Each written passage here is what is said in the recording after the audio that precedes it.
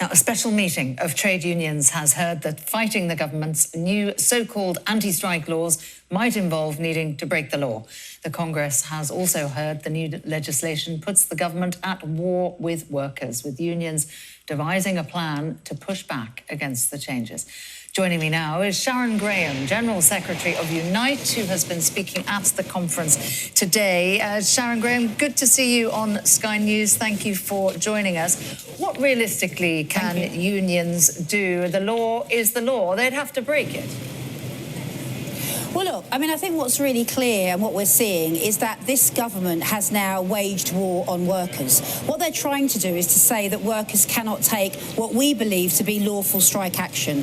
And what we're saying today is we're just not going to accept that. We're going to come together and we're going to push this back. So the trade union movement is very, very united on this. What does that mean, Sharon, when you say you're going to come together and push it back? The Fire Brigade Union has said ministers have stirred up a hornet's nest. If they don't back off, they will be stung. What in practice does that mean, other than your members just saying we're going to break the law and suffer the consequences?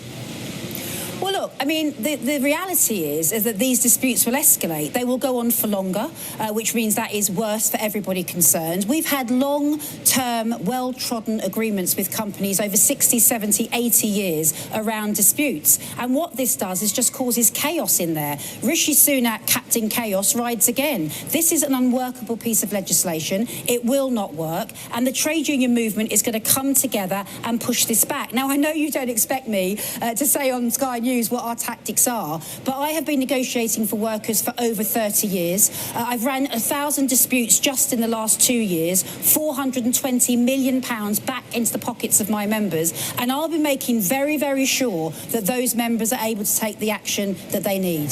Well, why won't you come on Sky News and tell us what your tactics are? Because you've made it very clear that you've convened this meeting, which is extraordinary in itself.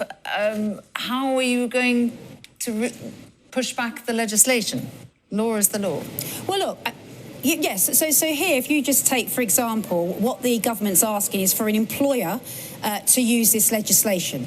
And the employer doesn't have to use this legislation. They don't have to use this piece of legislation. It's got to be, it's in a voluntary situation at the moment. And therefore, any employer who chooses to use this piece of legislation, any employer who chooses to use it, then we will push back on them as though they were a hostile employer. Now, I have ran many disputes in my time where an employer has moved into that terrain. Not every employer wants this to happen. Most employers I deal with, the big blue chip companies, will not be using any of this legislation, however much it's extended. And so therefore, for me, I will be doing the tactics that I use against a hostile employer in terms of winning for my members.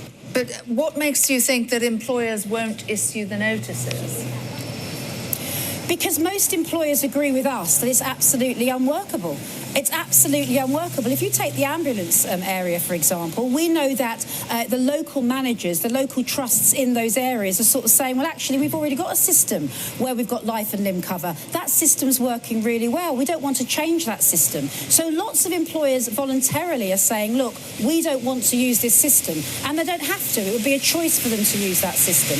If an employer chooses to use this legislation, if they choose to do a hostile act and use this legislation, then of course the strike action, it will escalate. So for example, where you have a company where it's a domestic company and they have a parent company abroad, it would escalate to that parent company. Most employers will not want this type of escalation. It will mean that the strike will go on for longer. From my part, as the leader of a trade union, what I'm interested in is serving my members, and I'll be making sure that the wins that we've had this year will be replicated next year and the year after, because we cannot just stand by and allow this government to wage war on workers, Sharon, and say to workers that you are not allowed to go on strike for your pay. That's absolutely abhorrent. Sharon, if workers break the law, then they will presumably lose their jobs. And isn't that what unions are there for, to protect jobs and to protect salaries? Well, what we've said today is that, unions have been operating in these environments for a long time. We've come across these types of tactics before. And, of course, we will be protecting our members. What we've actually spoken about today is the first union. We don't know which of the unions will be first, but the first union who is first to receive one of these notices, then we will coalesce together as a union group. We'll use our brains as well as our brawn. We will not be putting our members into any situation where they find themselves in difficulty. But we are a trade union movement. We will push back, and I will do everything in my power to make sure that workers get pay rises, because that is what they deserve. Sharon, you seem to indicate in your speech today that Keir Starmer's government, should that come to pass in the near future, couldn't be relied on to repeal this. Well, look, I want a Labour government. I think the country is crying out for a Labour government, and I've said that on many occasions. But what I've also said is that a Labour government needs to come in and do what it says on the trade union tin.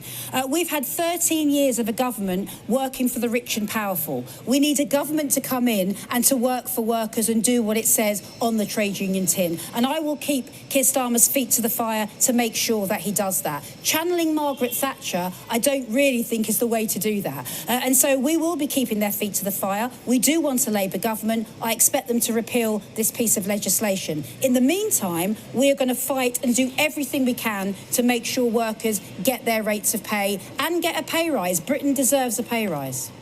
Sharon Graham, thank you for talking to us on Sky News.